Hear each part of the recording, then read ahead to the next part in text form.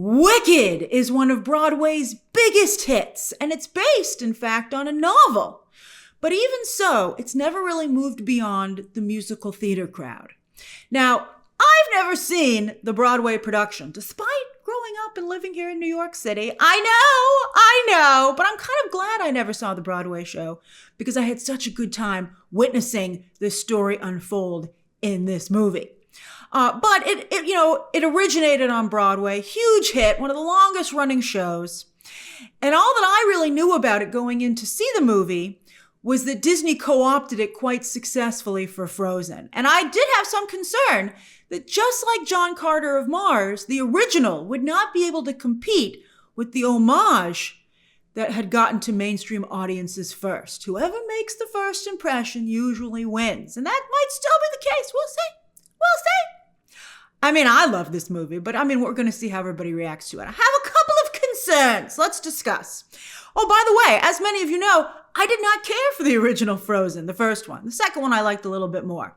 I like the Frozen fandom. It's fun to kind of be in that world, but I particularly didn't care for the first film. This film, though, I like quite a bit. I think this film is a lot more sophisticated. I think it gets a lot more right. I much more prefer this film's discussion and depiction of feminism. Remember with the original Frozen, I was like, you just can't give up your kingdom because you're upset?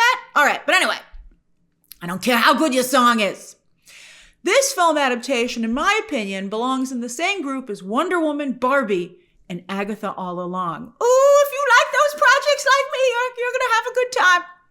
However, while it shares the same impressive packaging as those projects, Wicked is the most message-heavy of them all, which is the only thing I can see getting in the film's way. I'm concerned. I am concerned. That would have been a note that I would have given Jon Chu, as we'll discuss. This is, in large part, a non-spoiler review. Boy, do we have a lot to discuss. But I will address that. This movie exists in the Democrats' ideal America. Yet, unlike that political party, Elphaba isn't afraid to get her hands dirty, to stand up and fight for what she feels is right. I was like, this is what you guys needed to do. The Dems right now are like little puff of smoke. Like, this is how they imagine themselves. This is not how they actually conduct themselves.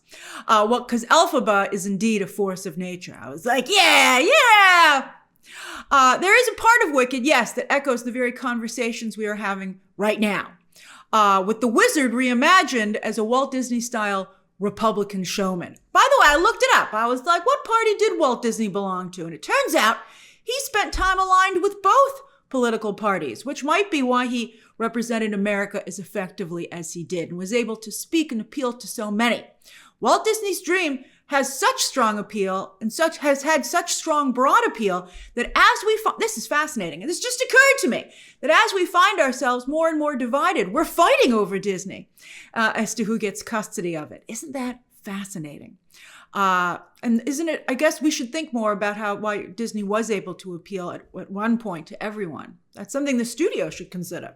All right, so anyway. But even above all that discourse, I think what Wicked is truly about is feminism. I wonder how much of this has been added. Again, I did not see the Broadway musical. So I'd be curious, for those of you who did see it, is the messaging this heavy? And what kind of, don't give anything away, but what kind of messaging are we dealing with here? Is it just a stronger focus on feminism in the original and they added all this like current political stuff to it? Or was that also always there as well?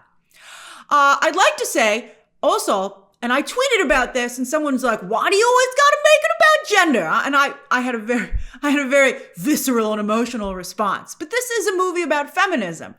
Sometimes things are actually about the things that they depict.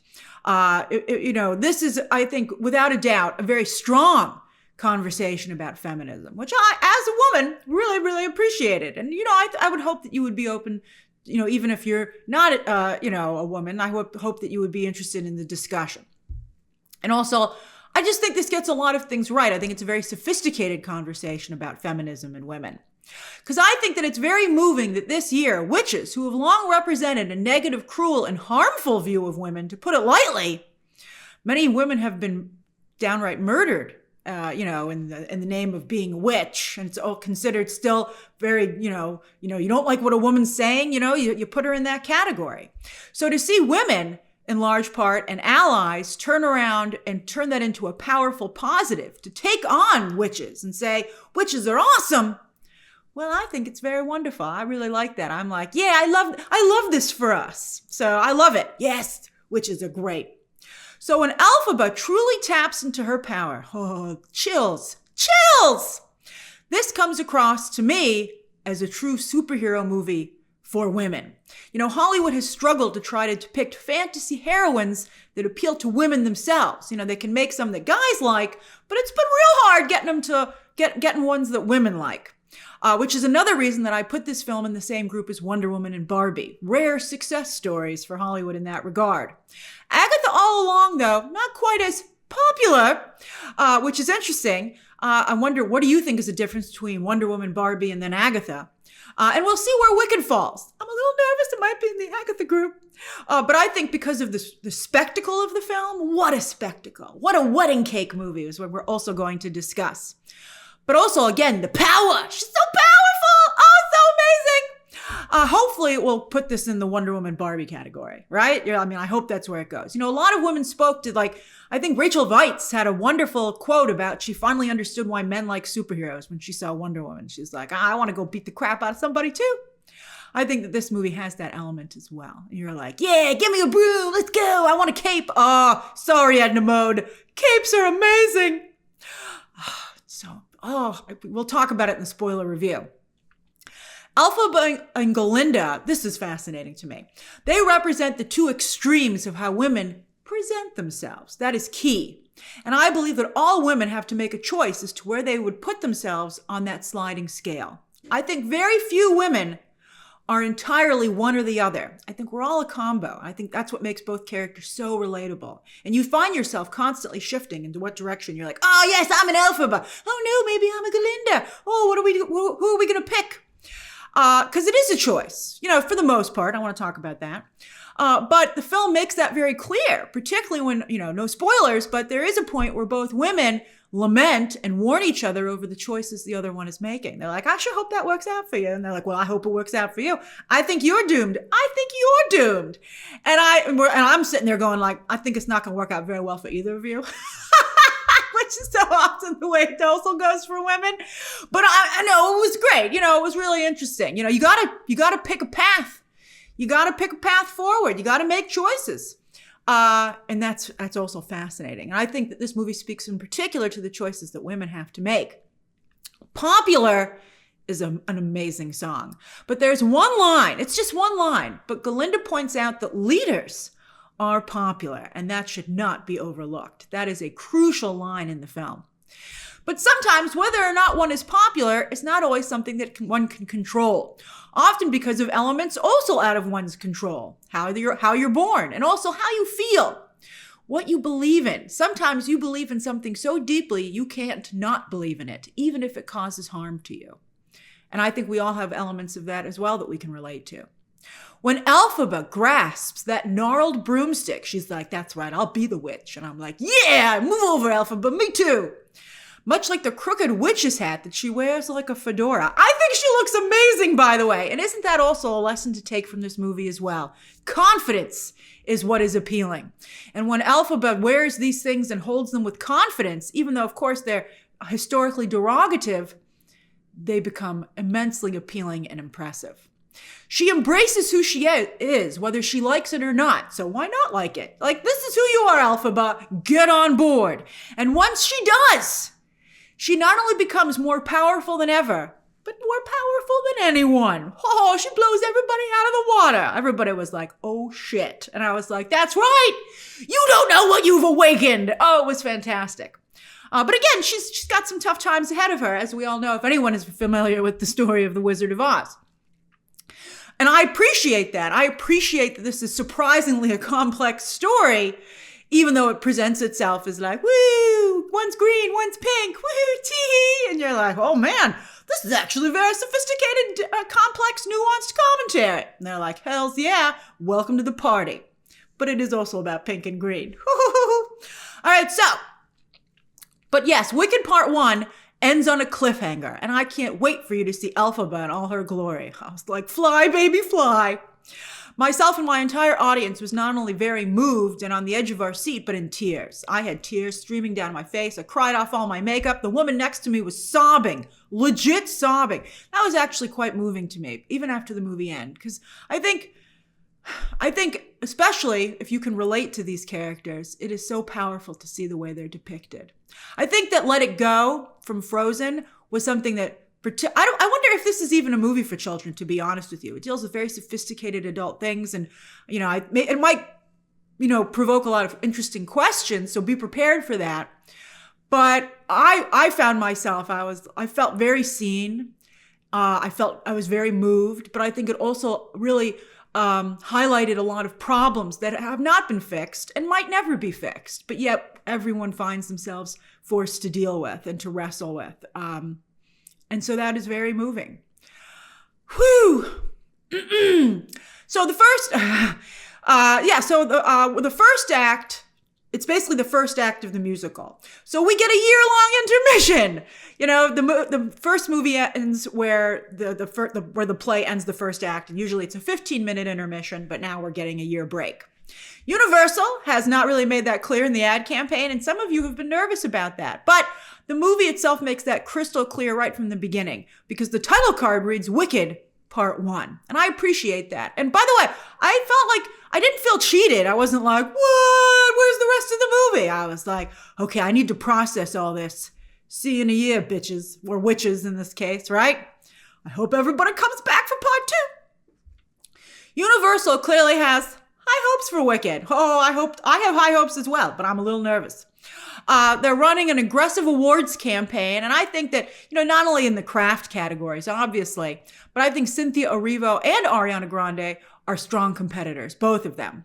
They want that sweet, sweet box office. This is coming out. It's a holiday treat. It's coming out for Thanksgiving. Hopefully, it's going to play through the whole holiday season. And it is a wonderful confection, but there's a lot of medicine mixed in with that sugar. So again, that's one of the reasons I'm a little nervous about the film. And clearly Universal has theme park ambitions as well. When they entered the Emerald City, I felt like I entered a theme park land. I was like, whoo, here's the model, baby. And I wouldn't mind it. Like as Elphaba and Glinda entered the Wizard's Palace, I was like, oh, is this the entrance to the ride? Am I getting online? Universal has crazy long lines. But I was like, I appreciate this theming. And Wicked as a movie has that thrill ride quality itself, from an opening that gave me chills. The opening, it's one of the best openings for a film I ever saw. And I saw it in Dolby, and they used that surround sound. They used that surround sound incredibly effectively. I just can't wait to see that opening. And there are certain sequences, I'm very excited to see this again. It's my family's Thanksgiving movie choice, and they chose wisely. It's just incredible. I really love that opening. And it has a grandness that not only makes it worthy of the 2-hour and 40-minute runtime, didn't feel it at all. Loved it. Wow, fantastic. What a feast. But it actually is a worthy expansion of the famous 1939 film. That's incredible. That's very impressive, which is referenced quite a bit in a very charming and effective way throughout the film. I loved that. You should see the original of Wizard of Oz if you have the opportunity. Hopefully, if you can, before you see this movie. Have you not seen it? All right. I've heard a little bit. Some of you have spoiled a little bit of Wicked Part 2 for me. And oh boy, does it seem like we're in for a treat. Not only as a fan of that 1939 film, but after seeing Part 1, I'm so excited to see these two films collide even more so. And I trust Jon Chu to do that in a respective way. We'll talk about him. Hold on. All right. So anyway, but first, the production design is stunning from top to bottom. And the movie does an incredible job with its world building. You instantly get a feel for this version of Oz, and it feels very unique, its own thing, rather than a copy of other IP. But it's still a little bit reverential to that 1939 movie. Now, this is where it gets a little tricky. As far as musicals go, it's a little too Broadway for me. Just for me. It's for me. You know what you like in a musical. A little too Broadway. From the songs themselves to how they're staged, with big Broadway ensemble-style numbers that turn the screen into a stage rather than fully adapting it and to have a cinematic feel. To me, the more effective songs are the ones that are more intimate and really, I think, do become more cinematic. As a non-current Broadway musical fan, I mean, I like Broadway plays. Musicals, I still go to them. But, the singing is not my favorite part. But my favorite songs here are Dancing Through Life, particularly the reprieve at that club. That club they went to, that was a pretty nice club. I do like the club. Popular, I really liked Popular. And also, of course, Defying Gravity, which is the signature of this musical and the inspiration for Let It Go. Incredible. That was incredible. That was an incredible song, incredibly well staged. Don't get me wrong, I didn't dislike the other songs, but they just sounded like that generic Broadway that we see these days that I don't care for. And thankfully, they all do still have interesting visual elements, that could still keep you engaged even if you don't particularly care for the songs themselves. As for Jon Chu, I'd say this is his Barbie.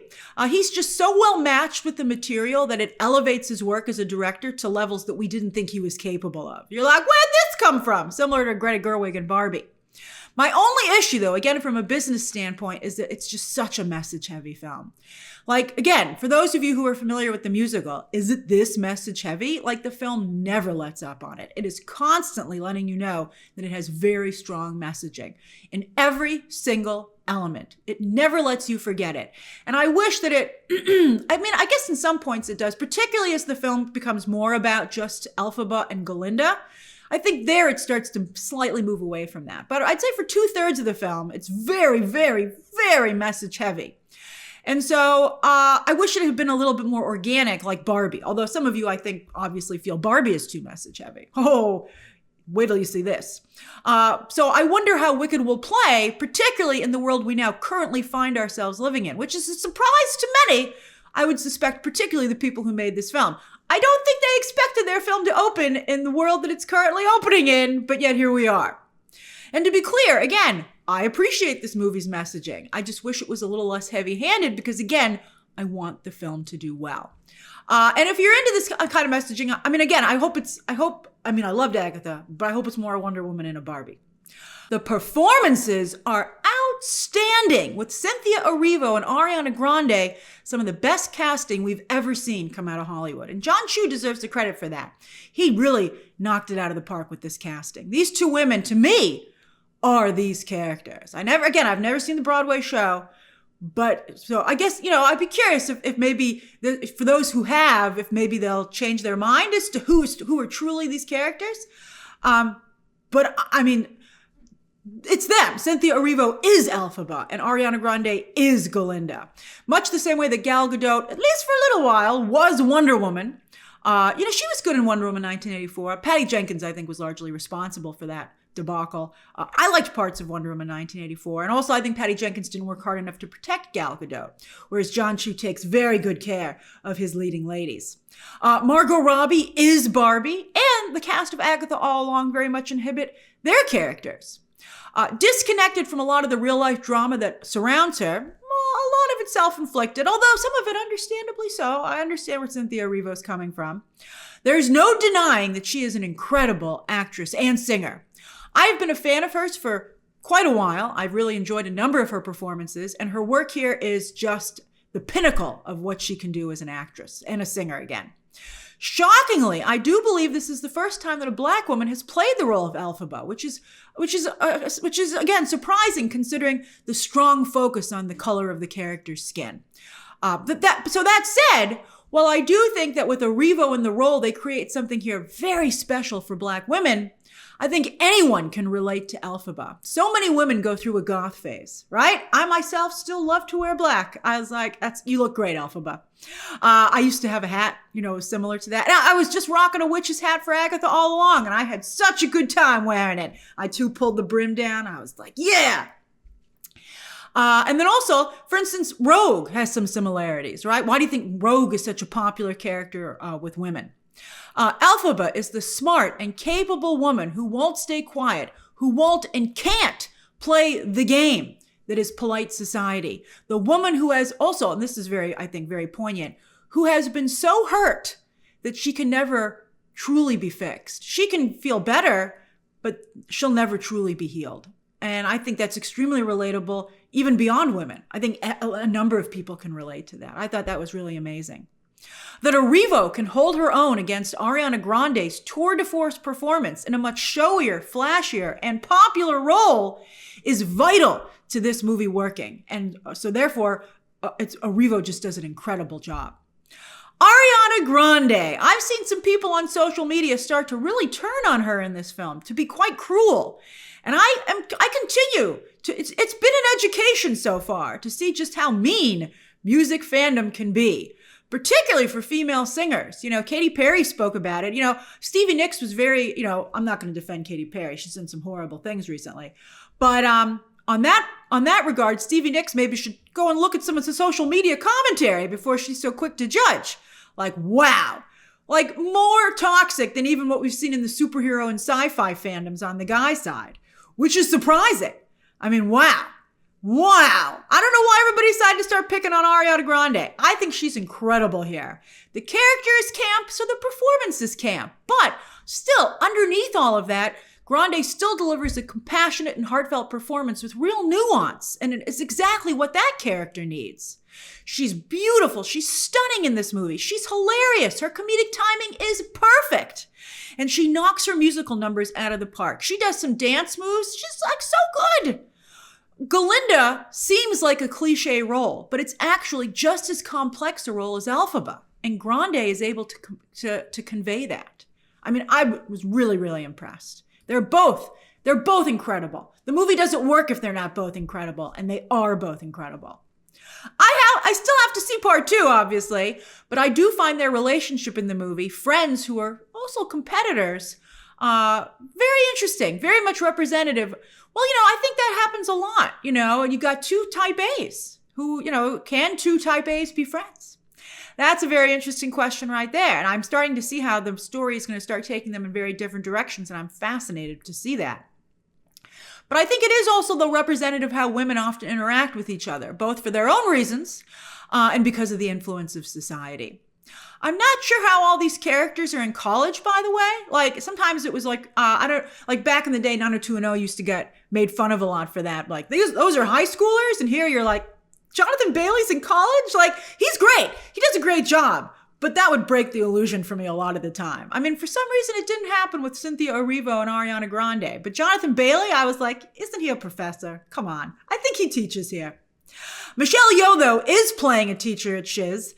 And she not only does a great job in a very rich role, but she looks amazing. The curls of her hair, I could not take my eyes off it. I was like, wow. That's very impressive.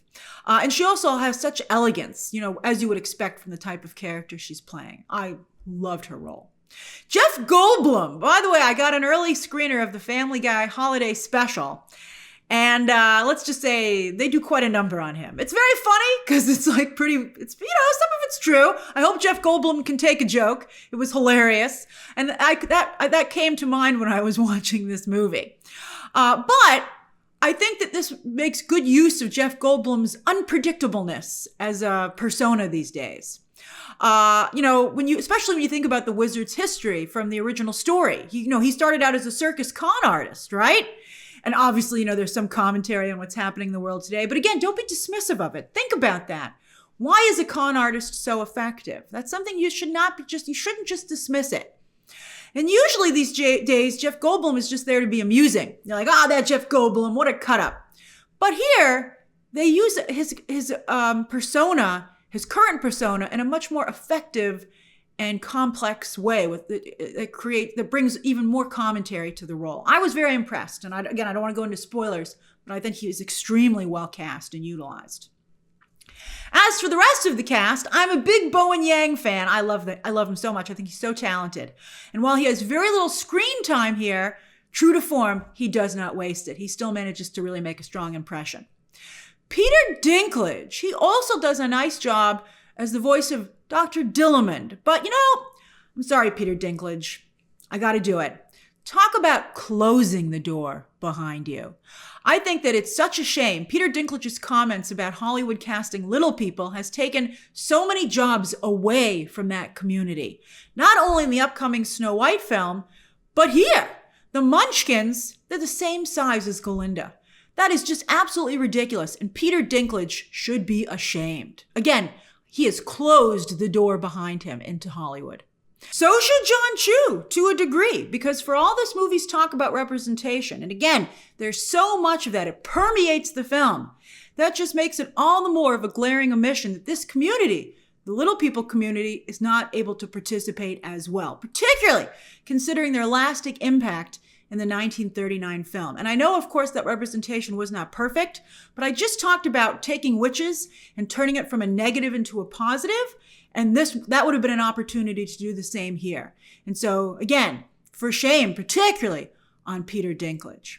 I often say that audiences are looking for the wedding cake treatment, particularly for films that are supposed to go big. You know, even historical fantasies like the recent Gladiator 2, I said, was missing that wedding cake quality. But this is for sure a giant, beautiful slice of wedding cake, but also a healthy slice of cake. You know, it's a little bit like it's a cake made with applesauce instead of oil. And I have to tell you, I think that's yummy. I've done that substitution, and I think, again, as I said, it's quite yummy. But it does change the taste. So we'll see if everybody else finds it as delicious as I do. But, you know, again, it's really beautiful wedding cake treatment. To me, again, Wicked, I feel it is a Wonder Woman and Barbie level film. But we'll soon find out how everyone else feels, because it might end up maybe being, you know, a little bit not as popular and maybe more, you know, still very popular with a specific fandom, but a little bit smaller and more niche in the Agatha camp. Well, so we'll see. So that, again, is my non-spoiler review of Wicked Part 1 hitting theaters for this holiday season. Share your thoughts down below, subscribe today, and of course, as always, you can check out some more videos right now.